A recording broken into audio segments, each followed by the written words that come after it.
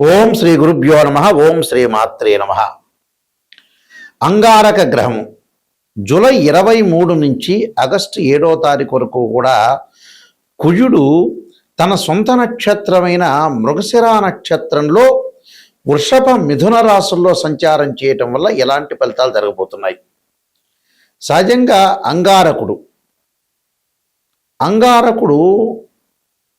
కుజుడు ఏ స్థానాల్లో ఉంటే మంచి ఫలితాలు వస్తుంది, గోచారీత్యా ఏ స్థానాల్లో ఉంటే చెడు ఫలితాలు వస్తాయో ఒకసారి తెలుసుకుందాం.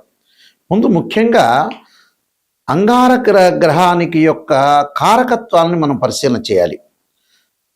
ఏం చెప్పారు శాస్త్రంలో అంటే సత్వ భూ ప్రాకార రోగ వ్రణ సాహస శస్త్ర అగ్ని సందర్శనోత్పాటన భాతృక కుజ అన్నారు. అంటే భూ సంబంధ వ్యవహారాలు, కోర్టులు, రియల్ ఎస్టేటు, అన్నదమ్ముల సమస్యలు, శారీరక బాధలు, కెమికల్ కంపెనీలు, మిషనరీ, మార్కెటింగు, భూమి, ఇండ్ల నిర్మాణము, న్యాయ వ్యవస్థ, న్యాయవాదులు, రక్షక భటులు, అలానే సైన్యము, మేనేజ్మెంటు, భూములు అమ్మడము కొనడము, మేస్త్రీ పనుల వాళ్ళు, యంత్ర సంబంధమైన వ్యవహారాలు, మెకానికల్ ఇంజనీర్సు, కెమికల్ కంపెనీలు, కెమిస్ట్రీ లెక్చరర్సు, రోగములు, శస్త్రచికిత్సలు, అగ్ని భయాలు అంటే రియల్ ఎస్టేటు, రైతులు, కెమికల్ కంపెనీలు, పిత్రార్జితము, కోర్టు సమస్యలు, ఇలాంటివన్నీ కూడా మొదలగు కుజుడి యొక్క కారకత్వాలు అంటారు. సహజంగా కుజుడు మకర రాశి ఉచ్చస్థానం అయితే నీచస్థానం దానికి సప్తమం ఏమవుతుందంటే కర్కాటకం వస్తుంది. అంటే కర్కాటకం నీచస్థానము, మకరం అనేది ఉచ్చస్థానము, మేషము, వృశ్చిక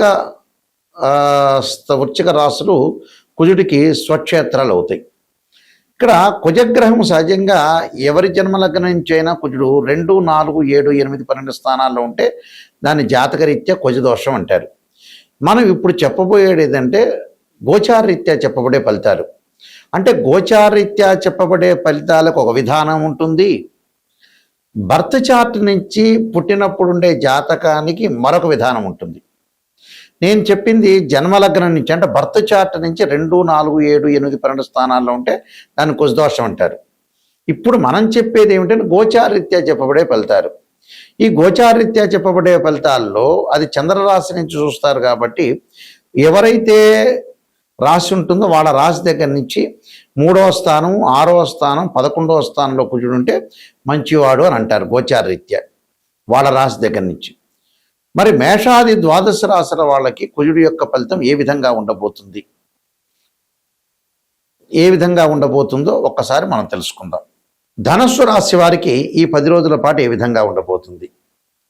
ధనస్సు రాశి వాళ్ళకి ప్రత్యేకంగా ఆర్థిక పరంగా లావాదేవీలు అనుకూలంగా ఉంటుంది. ధనధాన్య లాభము, పశులాభము, పశువులు కొనుగోలు చేయటం, రైతులు పంటను మంచిగా పండించాలని ఆలోచనలు కలగటం, ఒక ప్రణాళికాబద్ధంగా రూపొందించుకుంటారు. వీళ్ళు భూములు కొనుగోలు చేయటం, ఇళ్ళు కొనుగోలు చేయటం, స్థలాలు కొనుగోలు చేయటం, వాహనాలు లగ్జరీగా వాహనాల్లో తిరగటం, వాహన లాభాలు కలగటం, శత్రువుల నుండి కూడా మిత్రులు శత్రులుగా మారిపోవటం, శత్రువుల వల్ల కూడా మేలు జరగటం, గృహ వస్తు లాభాలు, మానసికంగా కొంత ఆనందము, స్త్రీ సౌఖ్యము, స్త్రీ లాభం కలిగే అవకాశాలు బాగా ఎక్కువగా ఉంటాయి. అంటే అన్నిటి వల్ల లాభం కలుగుతుంటారు. శత్రువులను కూడా వీడు అనగదొక్కుతారు. దైవ కార్యక్రమాల వైపు మొగ్గు చూపించడం ఒకటి, పెద్దల యొక్క ఆశీస్సులు, గృహ వస్త్ర లాభాలు, స్త్రీ లాభం, వాహన లాభం, ప్రభుత్వ రుణాలను కూడా వీళ్ళు తీర్చగలుగుతారు. పాత బాకీలు వసూలు అవుతాయి. ధనధాన్య లాభం కలగటం, పశులాభం, భూలాభం, అన్ని రకాలైన లాభాలు కలిగే అవకాశాలు ఒకటి ఉంటాయి. కానీ భార్యాభర్తల మధ్యలో విరోధ భావాలు కాకుండా చూసుకోండి. అంటే విరోధ భావాలు కాకుండా చూసుకోవాలి. ఆర్థిక పరంగా నష్టం కాకుండా చూసుకోవాలి. అంటే డబ్బుని వస్తుంది కదా అని ఖర్చు పెట్టడం అనేది మంచిది కాదు. దేనికి ఖర్చు పెట్టాలో తెలుసుకొని ఖర్చు పెట్టండి. అలానే ఖర్చు చేయకూడదని నియంత్రణ చేసుకోండి. భార్యాభర్తల మధ్య విరోధ భావాలు కొంత ఎడుబాటు కలగకుండా చూసుకోండి. ఎవరిని కూడా నమ్మొద్దండి. రహస్య అవయవాలు ఏదైతే ఉంటాయో అవయవములు దానికి వ్యాధులు వచ్చే అవకాశం ఉంటుంది. అంటే బంధుమిత్రులతోటి పిల్లలతోటి వైషమ్యం అనేది లేకుండా చూసుకోవటం చాలా మంచిది. దీనికి కొంత పరిహారం చేసుకోవటం మంచిది.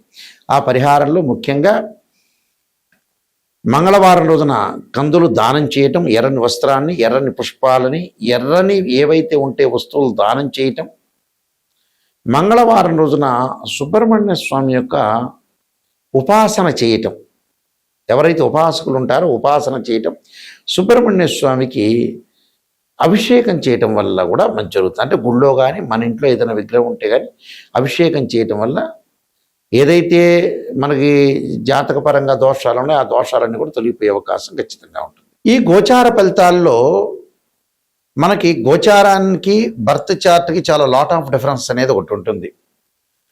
అంటే ఈ గోచారం అనేది ఏమిటి అని అంటే 20% రిజల్ట్ ఇస్తుంది. అంటే మనం ఏదైతే ఈ 10 రోజుల పాటు లేకపోతే ఈ వారం పాటు ఈ నెల రోజుల పాటు ఏ విధంగా ఉండబోతుంది, ఎలాంటి సూచనలు చేయాలి, అంటే వృత్తి ఉద్యోగాల్లో ఏ విధంగా ఉండాలి, ఆరోగ్యపరంగా ఏ విధంగా ఉండాలి, వివాహపరంగా ఏ విధంగా ఉండాలి, డబ్బులు ఎలా ట్రాన్సాక్షన్స్ చేయాలి, దీర్ఘకాలిక వ్యాధులు ఉన్న వాళ్ళు ఎలాంటి చర్యలు తీసుకోవాలి, ఎలాంటి విధానాన్ని అనుసరించాలి, ఎవరితో మాట్లాడచ్చా మాట్లాడకూడదా, వ్యాపార పరంగా ఎలా ఉంటుంది, ఉద్యోగ పరంగా ఎలా ఉంటుంది, ఆరోగ్యపరంగా ఎలా ఉంటుంది, వివాహపరంగా ఎలా ఉండబోతుంది అనేది, విదేశాలకు వెళతామా వెళ్ళమా, ఎవరితోనో గొడవలు జరిగే సందర్భం ఉంటుందా, భార్యాభర్తల మధ్యలో బాండింగ్ అనేది ఎలా ఉండబోతుంది, ఫైనాన్షియల్ పరంగా ఎర్నింగ్ ఎలా ఉండబోతుంది, ఎకనామిక్ గ్రోత్ ఎలా ఉండబోతుంది, ఎడ్యుకేషన్ పరంగా ఎలా ఉండబోతుంది, ఎలాంటి డిసీజెస్ వచ్చే అవకాశం ఉంటుంది అనే దాన్ని ఈ 10 రోజుల్లో, అంటే ఈ గోచారరీత్యా మేమైతే ఎన్ని రోజులైతే చెప్తామో, అంటే జూలై 23 నుంచి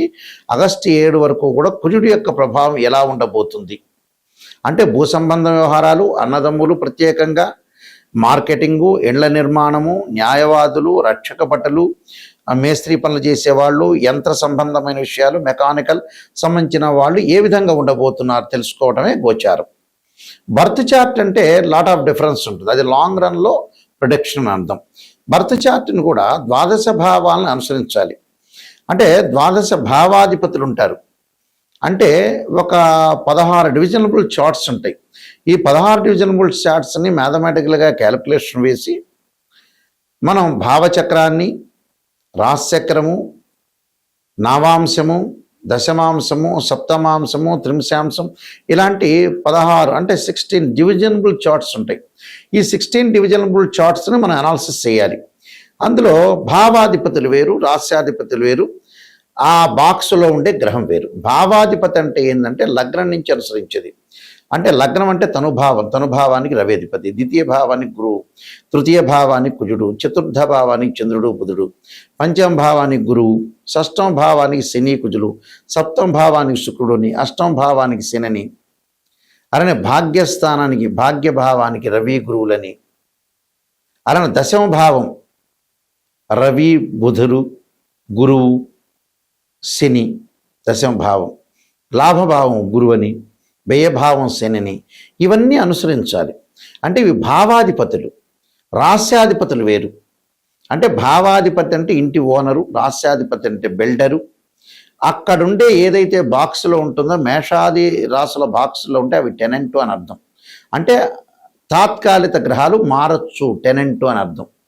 ఇవన్నీ కూడా మ్యాథమెటికల్గా క్యాలిక్యులేషన్ వేసి ఎక్కడెక్కడ దృష్టిలు ఉన్నాయి, ఏ లగ్నానికి ఏ దశలు కలిసి వస్తాయి, అంతర్దశలు ఎలా ఉండబోతున్నాయి, సూక్ష్మ దశలు ఏంది, ప్రాణదశలు ఏంది, లక్ష్య యోగాలు ఏంది, గజకేశ్వర యోగం ఏంది, రవిబుధాదిత్య యోగం ఏంది, మనకి చాలా కాంబినేషన్ ఆఫ్ యోగాలు చెప్పారు.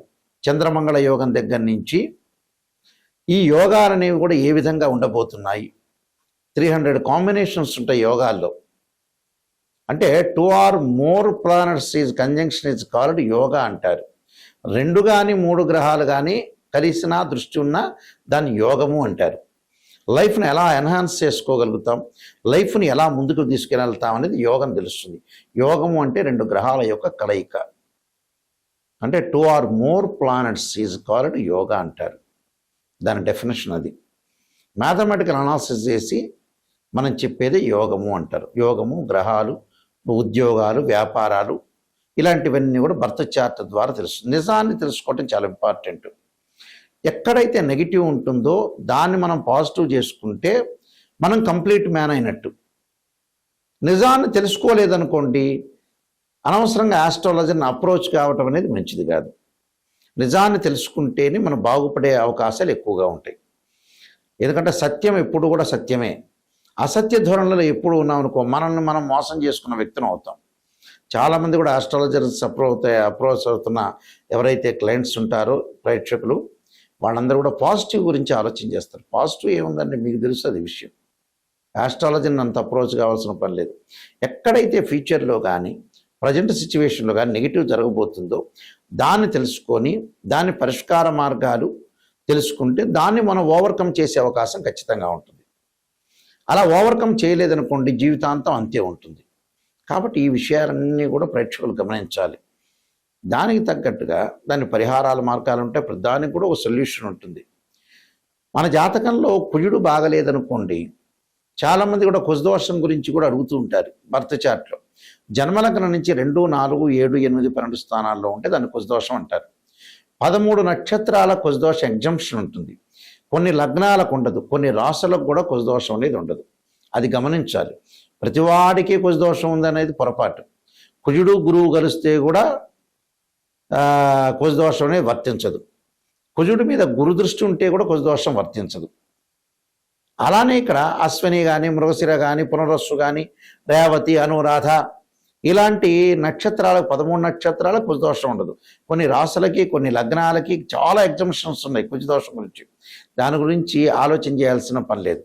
అయితే దాని పరిష్కార మార్గం కూడా ఉంది. కుజుడికి అధిదేవత, ప్రత్యదేవత, అంతరిక్ష దేవతలు ఉంటారు. అంటే ఇక్కడ అంతరిక్ష దేవతలను కూడా మనం చూసుకోవాలి. అంటే భగళాముఖి, అలానే భగళాముఖి స్తోత్ర పాలనం చేయటం కానీ, సుబ్రహ్మణ్య స్వామి యొక్క అష్టకం కానీ, సుబ్రహ్మణ్యం యొక్క స్తోత్ర పాలనం కానీ, నాగదేవతను భక్తి శ్రద్ధలతో కొలవటం కానీ, రాహుకాలంలో దీపం పెట్టడం కానీ ఇలాంటివి చేసుకోవాలి. చేసుకోవటం వల్ల ఏంటంటే మనకు మంచి జరిగే అవకాశాలు ఎక్కువగా ఉంటాయి. ఇలాంటివన్నీ కూడా ఆలోచన చేయాలి. అంటే ఇక్కడ ఏంటి, అగ్నికి ఏదైతే కుజుడికి అధిదేవత ప్రత్యదేవతల్ని భక్తి శ్రద్ధతో కొలవటం, అధిష్టాన దేవత సుబ్రహ్మణ్య స్వామి, అలానే క్షేత్రపాలకుల్ని, అలానే పృథ్వీని, భూసూక్తము పారాయణం చేసుకోవటం, అలానే భూసూక్తాన్ని చదవటం, భగళాముఖి స్తోత్రాన్ని, సుబ్రహ్మణ్య స్వామి యొక్క అష్టకాన్ని చదవటం వల్ల కుజదోషం తొలగిపోతుంటుంది. అలానే వివాహం కాని స్త్రీ పురుషులు ఎవరైనా కుజదోషం అనేది ఒకటి ఉంటే ఎగ్జంప్షన్ ఉందా లేదా చూసుకోవటం ఒకటి, శ్రీ వల్లీ దేవసేన సమేత సుబ్రహ్మణ్య స్వామి యొక్క కళ్యాణం చేయటం. అసలు జాతకంలో కుజదోషం గురించి భయపడాల్సిన పని లేదు. వివాహానికి అసలు శుక్రుడే కారణం, కుజుడు కాదు. ఒకవేళ కుజదోషం ఉందనుకో దాని పరిహారం అనేది చేసుకోవచ్చు, తప్పేమీ లేదు. నేను ఆల్రెడీ కాలసర్పయోగ చంద్రిక, రాహుకేతులు, ఛాయాగ్రహాలు, అలానే పుత్రగణపతి వ్రతము, స్వప్నశాస్త్రము, సర్వదేవతా గోత్రములు పార్ట్ 1, పార్ట్ 2, నవగ్రహ దోషాలకి 12 మహావిద్యల యొక్క స్తోత్ర పారణాలు, అమ్మవారి యొక్క పారణాలు, బృహత్ పరిహార Sindhu, Jataka Chandrika, Vivaha Marthandam, production of astrology, transit of results అనే పుస్తకాలు నెంబర్ ఆఫ్ ఆస్ట్రాలజీ బుక్స్ రాశాను నేను. ఇవన్నీ కూడా మా దగ్గర లభ్యమవుతాయి. అలానే రాజమండ్రిలో కోటగుమ్మంలో ఉన్న అతిపెద్ద పబ్లికేషన్ అయిన ఇండియాలోనే మోహన్ పబ్లికేషన్ వారి దగ్గర కూడా ఈ పుస్తకాలను లభ్యమవుతాయి. వారిని అడిగి మీరు కూడా తెచ్చుకోవచ్చు. అయితే మా వెబ్సైట్ www.nayakanti.com, www.nayakanti.in ఈ వెబ్సైట్ చూడండి. ఈ వెబ్సైట్లో మీకు ఆ వెబ్సైట్ చూస్తే కూడా ఆ పుస్తకాలన్నీ కూడా మీకు కనపడుతూ ఉంటాయి. అలానే మీకు ఏ డౌట్లు వచ్చినా మమ్మల్ని సంప్రదించాల్సిన వాళ్ళు ఎవరైనా సరే నిజం తెలుసుకొని నాయకంటి గారి ద్వారా బాగుపడాల్సిన వ్యక్తులు మాత్రమే ఫోన్ చేయండి. మా నెంబర్ కూడా స్క్రీన్ మీద స్క్రోలింగ్ అవుతున్న నెంబర్ ఉంటుంది. ఆ నెంబర్కి మీరు కాల్ చేసి తెలుసుకోండి. మీ అందరికీ కూడా శ్రీ పరమేశ్వరి యొక్క కరుణాకటాక్షం ఉండాలని ఆశిస్తూ సర్వే జనా సుఖినో భవంతు.